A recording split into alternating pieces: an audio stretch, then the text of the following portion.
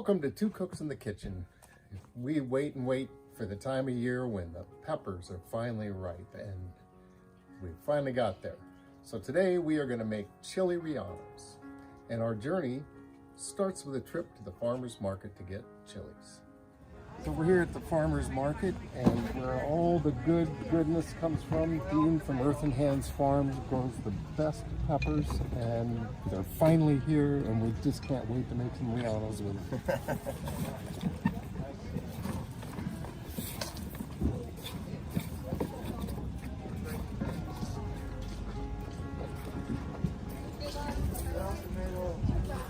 So once we get our peppers home, the journey begins. First, we're going to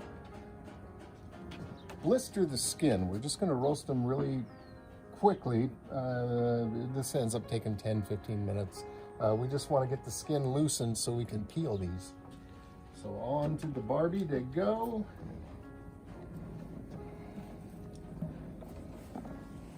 Look at the nice lineup. Oh, that one's got a broken stem.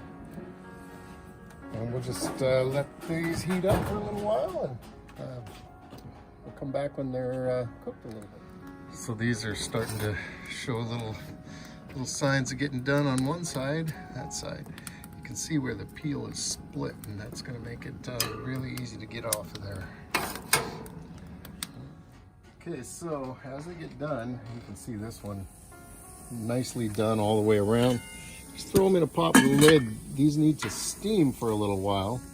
We used to do this in plastic bags, but then, you know, we were throwing plastic away. See, I didn't think this one was quite done enough. That one. This one is totally done. You can see the skin peeling off. And the pot works really well. Sometimes I'll have like 20 or 30 peppers, and I have to do them in batches on the grill, and you just keep throwing them in the pot when they're ready, and eventually you got them all in there and they steam, and then we'll peel them when they're all done. All right, so we're peeling the peppers now, and since I want to make rellenos out of these, I'm trying to leave the peppers whole. I got more than I need because sometimes it just doesn't work out. But we're going to take the peels off, and we're leaving the stems on for the rellenos. If we were using these for anything else, we'd take the stems off, and that makes it a lot easier to get the seeds out. But for rellenos, what we need to do, we look for, sometimes it'll split on one side or the other, and you can see this one split on this side. So I'm going to use this side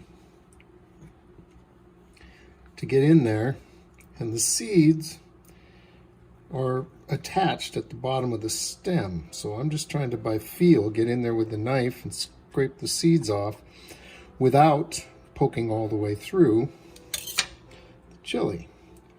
So I don't know if we'll be able to, yeah, see, you can kind of see where the seeds are here, and we'll just pull all those out.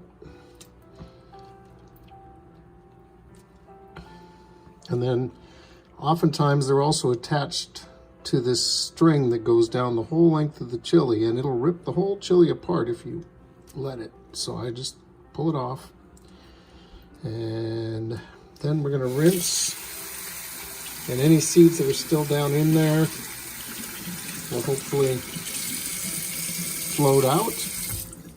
And that one, it's a little ragged. The opening's pretty big. It would work for a relleno, so we'll put it over there. The ones that won't, we just take the stem off. We're going to use those for something else. We'll probably freeze them. Then we go for another one.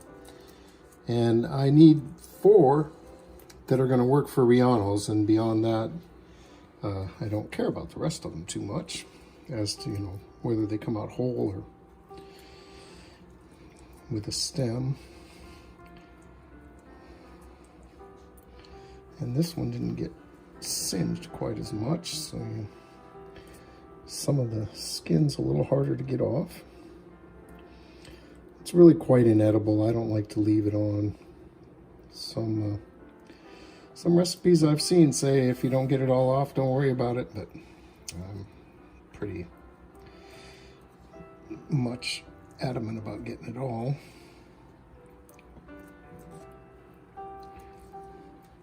This side's a little much easier.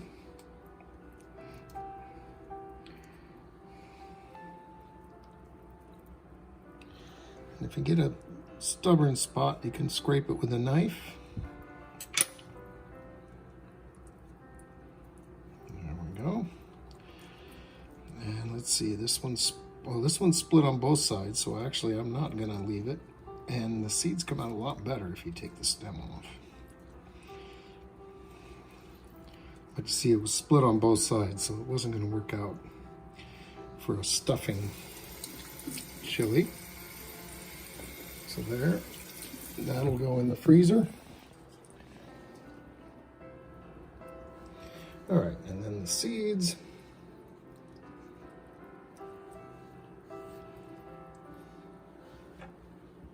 You don't always have to cut them. You can often just scrape them with your fingers.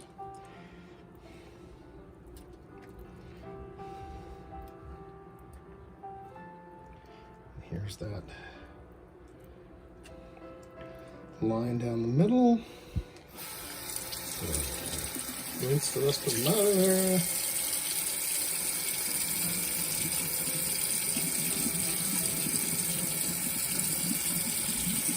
There we go.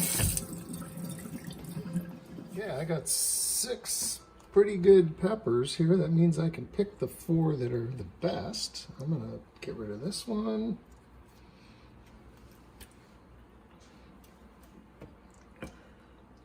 And this one, and I think these, well, that one's got an extra hole, but I like it. I'm going to get rid of this one. And we've got our 4 Relleno chilies. And these 4 are going in the freezer, I think, unless you want to do something with them this week. I don't know. Maybe think about that. Okay. Okay, there you have it. All right, so now we're ready to stuff our chilies. I have in this bowl a mixture, about 1.5 cups of Jack, 1.5 cups of mozzarella, and a cup and a half of cotija, whatever. Tortilla. And mixed together. This is probably going to be too much cheese for these 4 chilies, but we'll use it in omelets, or we'll find a use for it. It'll be fine. So I try to pack it together, and the cotija is not helping with that today, but you just get as much cheese in here as you can, making sure that you're able to close the whole chili. And what I like to do is overlap it just a little bit, and then we're going to roll it in flour. And if you roll the same direction as your overlap, it doesn't come undone. And I'll do this a couple times, make sure I get a coating on here. And there you go. This is a delicate little operation here, and just take your time, because it pays off later, big time. So again, a wad of cheese in there, and you just crumbling. It's not, usually I can make a solid ball that's bigger on one end and fits in the pepper just fine. This is being slightly more messy than that, but it's still fine. So I roll in the direction of my overlap.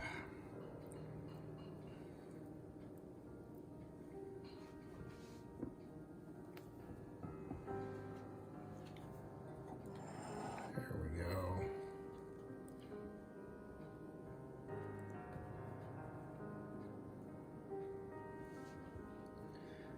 That's looking good. There's 3 of them. As you can see, I have quite a bit of extra cheese. So obviously we could have used a cup of each, or even 3/4 of a cup, but you want to have plenty. You don't want to short these on the cheese. This one's a big one. And like so.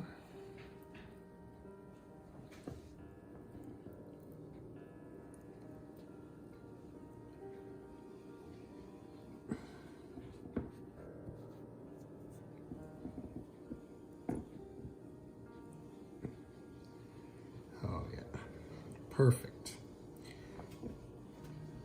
And these are going to sit in the fridge for a couple hours. It really helps them stay together when we dip them in the batter and put them in the oil.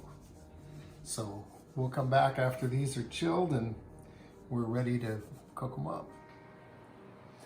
So now it's time to make our batter for our Rellanos. So I have separated 3 eggs and I have whipped the whites into pretty stiff peaks. That's stiff. And you need clean beaters for the egg whites, but you don't for the yolks. So I did the whites first. Into the yolks, and here's my 3 yolks, one of them busted on the way out. I'm putting 3 tablespoons of flour, a 1/4 teaspoon of salt, and 1 tablespoon of water, which I couldn't really prepare ahead of time, so there it goes. And then we're gonna beat this up too and try and get a little air into it. And I did the egg whites first because you didn't really need to listen to this mixer go for that long. Let's see if we can get some air into these. And this is just gonna make a fluffy little batter for our Rellanos.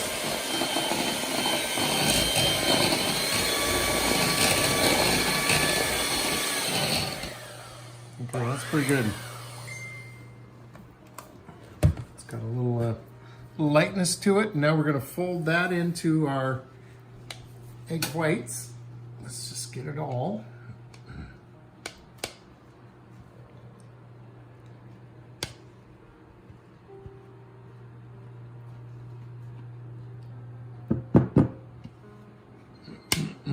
Everything's happening at once. Yep, we're all ready. You can just turn the timer off. That's rice. Okay. This is sort of a point of everything's happening at once. And yeah, we just fold this together.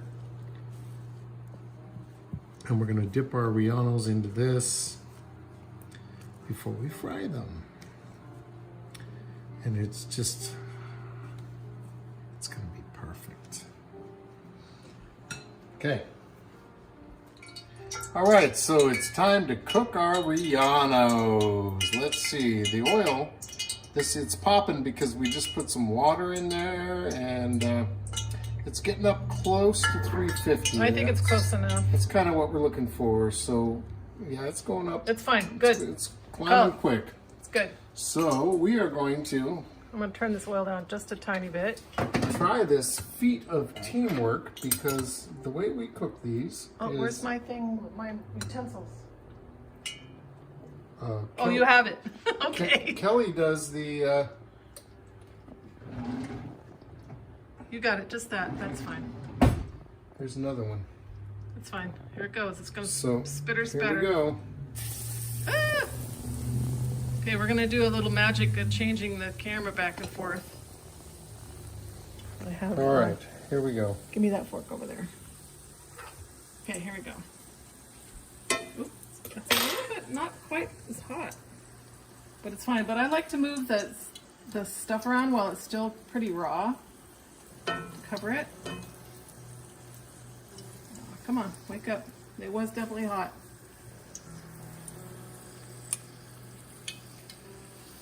Here it Need a goes. little extra.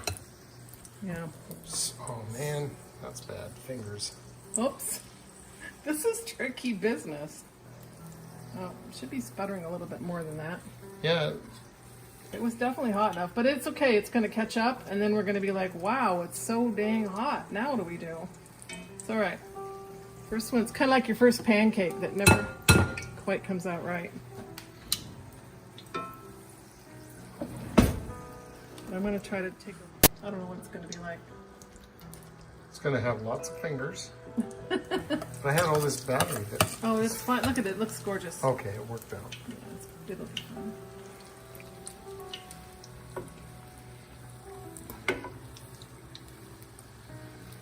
So yeah, this is going to be great. We're going to plate these. We have some... we have our Colorado sauce. Yeah, there you go. That we spent all day making.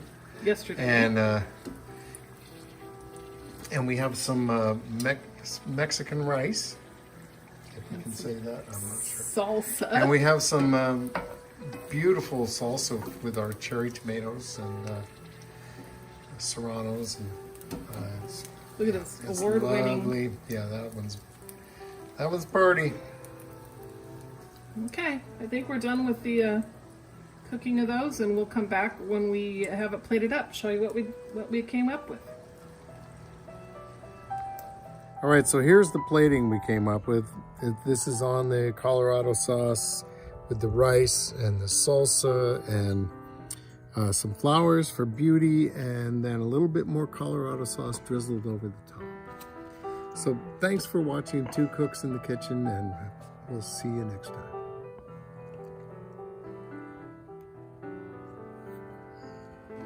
This is beautiful.